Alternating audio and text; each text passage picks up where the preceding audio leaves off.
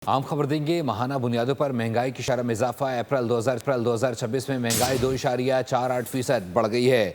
इदारा शुमारियात की जारी करदा रिपोर्ट के मुताबिक शहरी इलाकों में 2.75%, जबकि देही में 2.09% इजाफा देखा गया है। मजीद तफसीलात जानते हैं उमर हयात खान से। उमर, बताइएगा।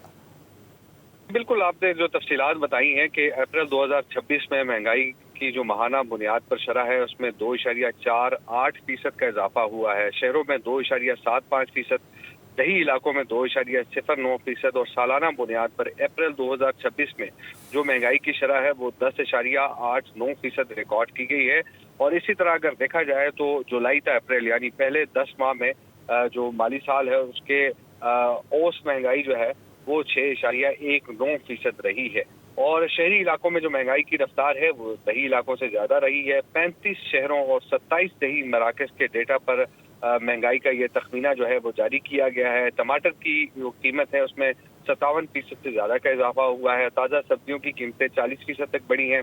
अंडे 14%, प्याज 9% और आलू 4% महंगे हुए हैं। दूध और दूध से बनी जो अशिया है उनकी कीमतों में भी इजाफा रिकॉर्ड किया गया है। चिकन और गोश्त की कीमतों में भी मामूली इजाफा हुआ है। चावल, दाल, जी, माश और जो बेकरी आइटम्स हैं वो भी महंगे हुए हैं। बहुत शुक्रिया गंदम उमर, की अपडेट करने के लिए।